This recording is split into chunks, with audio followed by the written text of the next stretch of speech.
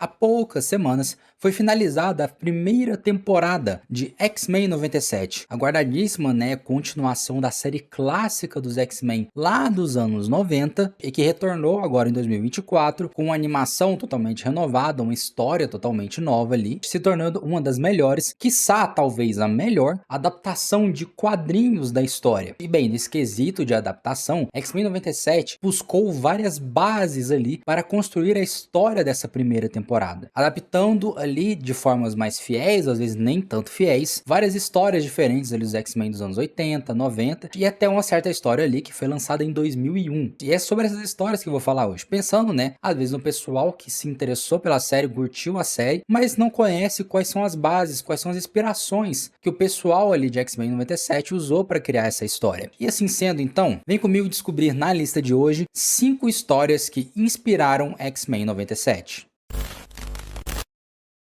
A primeira história dessa lista que foi adaptada lá no segundo episódio da série foi a história O Julgamento de Magneto, que foi trazida lá nos quadrinhos na HQ Fabulosos X-Men número 200, em que nessa história em questão acompanhamos um Magneto que após diversas situações ali dos quadrinhos acabou mudando muito seu jeito de agir. O mestre do magnetismo, que antes agia totalmente a favor da supremacia mutante e pelo fim da raça humana, agora agia apenas pela proteção do seu povo. Aquele que antes agia como um grande vilão dos X-Men, agora estava agindo como um herói. Porém, em certa ocasião, estava acontecendo um evento lá nos Estados Unidos que era em homenagem aos judeus que acabaram sofrendo ou padecendo pelo Holocausto na Segunda Guerra Mundial. E, obviamente, Magneto estava nesse evento. Como muitos devem saber, ou não, Magneto era judeu, tendo vivido sua infância em plena Segunda Guerra Mundial, sofrendo com todos os males do Holocausto. Porém, neste evento, o Magneto acabou atacado pelos Vigilantes da Liberdade, que era uma equipe liderada pela Mística e outros vilões dos X-Men que anteriormente formavam a chamada Irmandade dos Mutantes, mas agora eles tinham feito ali um acordo com o governo para que eles se tornassem esses mutantes agindo sobre a lei, mutantes que caçavam outros mutantes que teriam cometido algum tipo de crime. Ou não, conhecendo como é o governo no mundo dos X-Men. E aí rolou um monte de briga e o Magneto, no final de tudo, acabou se rendendo. Ele decide, pôr um fim de uma vez nessa situação toda, e mostrar realmente para o mundo que ele havia mudado como pessoa. E nisso, o Magneto é levado a julgamento por crimes contra a humanidade. Porém, ali a sessão de julgamento acaba sendo atacada pelos Gêmeos Fenris. Personagens esses que são filhos do Barão Von Strucker, um membro da Hydra, que você deve conhecer como uma organização nazi que existe ali no universo Marvel, que nas histórias em quadrinhos havia sido derrotado há muitos anos atrás pelo Magneto e pelo Xavier. Só que aí agora os filhos deste barão buscavam vingança contra eles. E bem, luta vai, luta vem, Magneto consegue salvar todos ali, inclusive até pessoas ali que eram antimutantes e que eram contra o Magneto, e ele acaba ali no final das coisas sendo considerado inocente, provando ali para todo mundo que ele realmente havia mudado. Porém, durante essa luta, o professor Xavier acabou muito ferido, o que fez com que ele chegasse em um estágio ali de quase morte, mas ele foi salvo ali pela Imperatriz Lilandra, que é a imperatriz do Império Shi'ar, uma raça alienígena ali, do qual ela e o professor Xavier ali tem meio que um relacionamento. Aí Lilandra leva o Xavier pro espaço, só que antes disso, o professor acaba deixando a escola Xavier e os X-Men nas mãos do Magneto. Magneto? Esse é o testamento de Charles Xavier. Tudo o que ele construiu agora pertence a mim. E como eu disse, essa história foi adaptada ali no segundo episódio da temporada e até que foi adaptada de uma forma bem fiel até. Aqui, o que leva o Magneto a começar a agir como uma boa pessoa, até mais como um herói, é porque toda essa questão do Xavier se ferir e ter que ir pro espaço ali com a Lilandra aconteceu bem antes disso, lá no final da série original. E aqui na nova série é revelado que ele deixou ali a escola pro Magneto e agora ele tá agindo ali como um líder ali da escola Xavier e dos X-Men. Também não tem toda aquela questão dele sofrer um ataque dos Vigilantes da Liberdade ali no evento e tudo mais. Na verdade, é o pessoal do próprio governo americano que vai até a mansão Xavier, onde o Magneto estava, para ir obrigar ele a se render e ir preso para ser julgado. Além disso, também os Gêmeos Fenris não aparecem também na série, sendo substituídos pelo vilão Executor X. Sabe o que eu odeio na sua raça? Vocês agem como se sofressem muito. As pessoas normais sofrem também. Até mais. Só temos a dignidade de não ficar chorando o tempo todo. Entende? É a choradeira. Eu odeio a sua choradeira, tanto quanto eu odeio vocês! E outro elemento que vemos também nessa história dos quadrinhos e nesse episódio da série de TV é o nascimento do Nathan Summers, filho do Scott Summers, do Ciclope, com a Madeline Pryor, que é uma coisa que já se interliga com a próxima história que foi adaptada na série.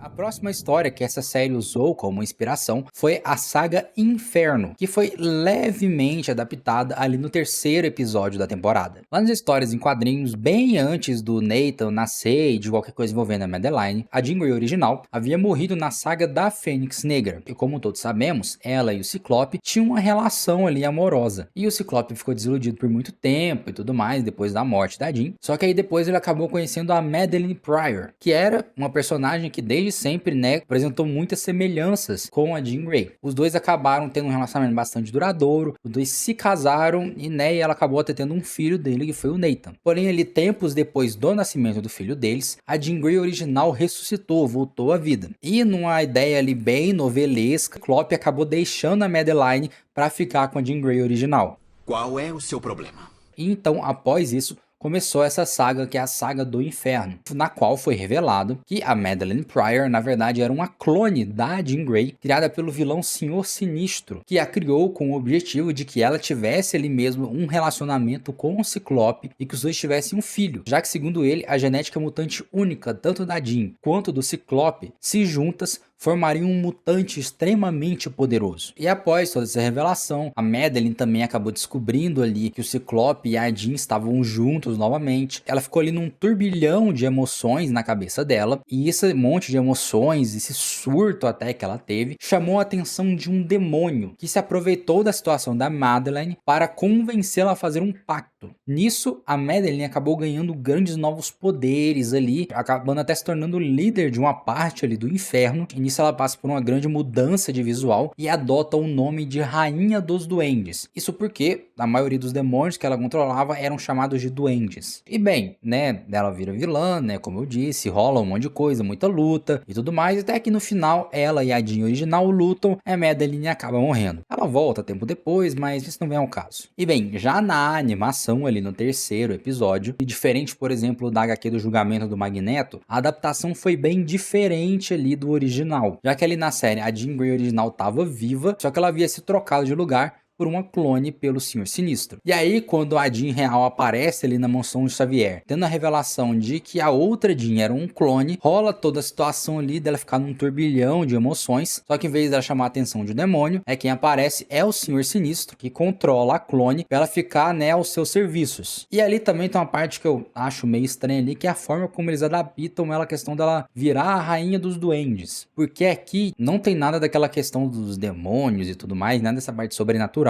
Essa questão dela mudar de visual, adotar o nome de Rainha dos Duendes e tudo mais, eles falam que aparentemente é um capricho do próprio Senhor Sinistro, que segundo Fera é uma pessoa que gosta muito do Inferno de Dante, e meio que fez a Madeline agir daquele jeito, inspirado nisso.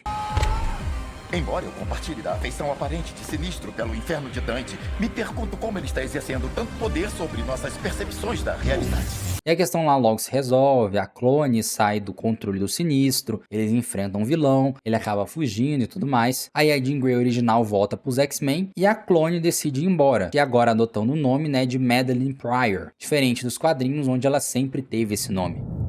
Indo agora para o quinto episódio da temporada, nós tivemos a adaptação de um dos eventos mais marcantes e traumáticos da história dos X-Men e dos mutantes. Acontecimento esse trazido na HQ E de Extinção, lançada lá em 2001, com o roteiro do aclamado Grant Morrison. Nesta HQ, os X-Men acabam enfrentando uma nova vilã, que é a Cassandra Nova, uma telepata extremamente poderosa, que mais tarde se revelou irmã do Charles Xavier, e que inclusive ali no momento estava no controle de um molde mestre de sentinelas. Inclusive, vale um comentário rápido, a Cassandra Nova vai fazer sua estreia em live action no Deadpool 3, já que foi revelado que ela vai ser a vilã principal do filme, mas provavelmente a história dela vai ser bem diferente ali do original. Agora, voltando para a história ali, o Wolverine e o Ciclope acabaram enfrentando a Cassandra ali no Equador, onde ela tinha aqueles sentinelas, aquele molde mestre, e ela apareceu ali num primeiro momento derrotada, tanto que ela foi até levada presa para a mansão Xavier e tudo mais. Mas só que mal sabiam os X-Men que antes dela ser derrotada, ela deu uma última ordem ali para os sentinelas, que eles atacassem Genosha. Genosha, que era uma nação de mutantes, liderada ali pelo Magneto, que acabou caindo num instante nas mãos do Molde Mestre e nos sentinelas da Cassandra Nova. O país foi completamente reduzido a cinzas. Um lugar que antes tinha mais de 16 milhões de mutantes, agora tinha apenas uma única sobrevivente, que era a Emma Frost, assim como é na animação. E esse foi um acontecimento que marcou para sempre a história dos mutantes no universo Marvel, sendo o primeiro de alguns dos eventos que viriam ali ao longo da história dos personagens que quase levaram à extinção da raça mutante no universo Marvel. Mas isso não convém a falar no momento. E como eu disse, ali na série isso foi adaptado no 5º episódio de uma forma bem diferente, né? Começando pelo fato de que o mandante do ataque não foi a Cassandra Nova na série, e sim o vilão Bastion, do qual inclusive eu vou falar daqui a pouco, e além também da proporção da situação. Apesar de ser extremamente ruim ali também e tudo mais, teve muito mais sobreviventes que nos quadrinhos. Apesar de não revelarem números ali, eles mostram que além da Emma Frost, teve alguns outros tantos sobreviventes da situação toda, não foi algo tão extremo quanto foi nos quadrinhos.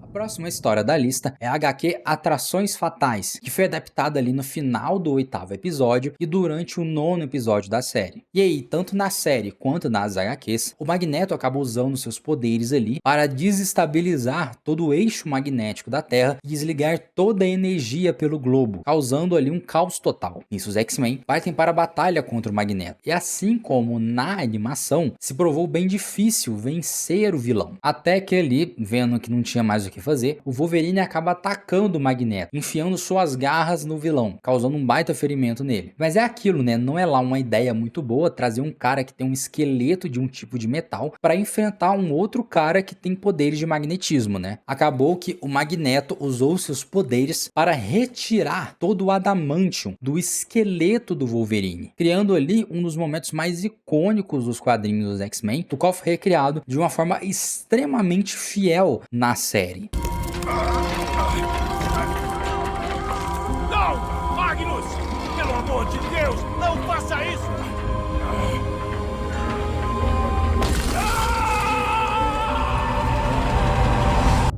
Agora, no último item dessa lista, temos a história Operação Tolerância Zero, que foi adaptada ali ao longo dos 3 episódios finais da série. Tolerância é a Extinção parte 1, parte 2 e parte 3, junto ali também da história do Atrações Fatais. E é nessa história que os quadrinhos apresentaram um vilão Bastion, que é uma fusão ali humanoide entre o Molde Mestre de Sentinelas e o Nimrod, uma versão super evoluída dos Sentinelas que veio do futuro. E nessa história, o Bastion ele põe em prática um grande plano para erradicar os mutantes, chamado de Operação Tolerância Zero. Só que ali na série de TV, né, ele executou o seu plano bem mais no sigilo, buscando estar em segredo ali, mancomunado ali com vários outros super vilões. Aparece o Dr. Destino, Barão Zemo e tudo mais. Só que aí no quadrinho ele faz uma parceria com o senador Robert Kelly, um personagem bem recorrente das histórias dos X-Men, que é um senador americano que é extremamente contra os mutantes, a favor da causa anti-mutante, e que graças à ajuda dele consegue convencer o governo a aprovar a Operação Tolerância Zero. E tanto na animação quanto nos quadrinhos, esse plano tinha o objetivo de transformar os seres humanos em sentinelas, para que eles evoluíssem de uma forma de que qualquer ameaça à existência deles pudesse ser evitada. E foi aí nessa questão que a participação do Robert Kelly nos quadrinhos faz a história diferir muito da série. Já que, apesar do Robert Kelly ser contra os mutantes, ele é totalmente a favor da raça humana. E ele não gostou nem um pouco da ideia dos humanos sendo transformados em sentinelas. O que faz com que ele trai ali o Bastion, se reúne ali com o governo, convencendo eles a trair o Bastion também, o que faz ali com que no final da história eles mandem, né, um exército ali da SHIELD para ir ali atrás do vilão, o que acaba terminando ali de uma maneira até que bem fácil, até com o vilão sendo preso pela SHIELD. Como eu disse ali na série, né, este momento em questão ele não existe. Na verdade, né, a batalha final contra o Bastion é muito mais dificultosa, tem muito mais perrengues ali, também tem toda aquela questão do vilão que ele vai evoluindo ao longo do tempo, atingindo novos visuais, tornando cada vez mais poderoso e tudo mais, que é uma questão que foi tirada de outras participações ali que o Bastion teve em histórias futuras dos X-Men, mas foram mais esses elementos mais visuais, dele evoluir e tudo mais. A maior parte do que tem ali da história do Bastion ali na série, com exceção do que eu já falei ali, que é parecido tanto na série quanto no quadrinho, é bem mais original mesmo, com exceção apenas desses pequenos elementos dessas histórias. Mas bem, galera, foi isso. Essas foram algumas das histórias ali que X-Men 97 trouxe ali na adaptação. Se tiver algum alguma história que você conhece aí, que você acha que acabou faltando aqui nesse vídeo, escreve aí embaixo nos comentários. Não esquece, né? Deixa seu like, se inscreve no canal e ativa o sininho para não perder nenhuma notificação. E também não esquece de compartilhar o vídeo com alguém que curte esse tipo de conteúdo, beleza? Espero que vocês tenham curtido do vídeo. Deixa aí o seu feedback, seu comentário. E dito isso, então,